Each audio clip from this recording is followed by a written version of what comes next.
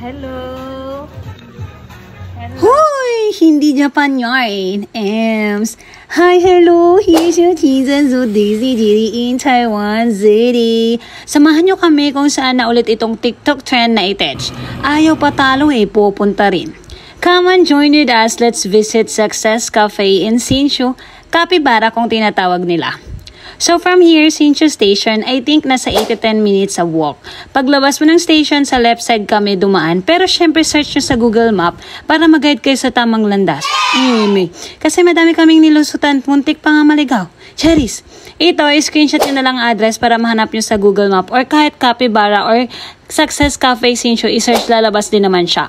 Medyo papasok siya parang dadaanan sa Skinita. Ganun, gilid ng post office sa tapat ng First Bank. So, ayan, natuntun na ni auntie nyo. Huy, sunod-sunuran lang naman ako sa mga marunong tumingin ng Google Map.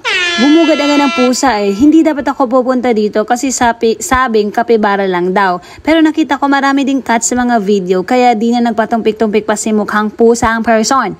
Parang hindi naman Capybara ang pinunta, kundi pusa. Open hours nila is 12 noon to 7:30 p.m. You can stay up to 2 hours. Open for Wednesdays to Mondays, so close daw sila ng Tuesday. Reservation sila mga says. Nasa website lang naman pag-search nyo, pwede na kayo doon magpa-reserve. Pwede naman daw walk-ins, pero dapat agahan nyo since madami nagpa-reserve, lalo na pag weekends. Siguro pag weekdays, carry lang. Nung pumunta kami ng Thursday, weekdays, sakto lang naman ang tao. Nagpa-reserve na kami ng morning pa lang. Then 3 p.m. na lang available. Wala nang 12 noon at 12 p.m. Ay 2 p.m. So yun na lang yung ginrab namin. May second floor and third floor pa to. Pag umakyat ka, kailangan mo magmedyas sa magbaon ka na lang ng medyas mo para tipid. Cherries, may available naman silang medyas, may 50 NT, may 90. Pag hindi ka nakapagdala kasi hubarin mo yung shoes mo or slippers mo sa second and third floor. May sarili silang slipper if provide doon. Yung food naman carry lang medyo pricey. Huy, si kuripot. Pang SB na yung drinks nila. Goods na yan kaysa mag-Japan pa kayo para makita si Capybara. Go, mas mahal doon. Pero I think meron din silang branch sa Taipei, mas madaming Capybara. Mas stress na yung pusa sa akin, sunod ang sunod.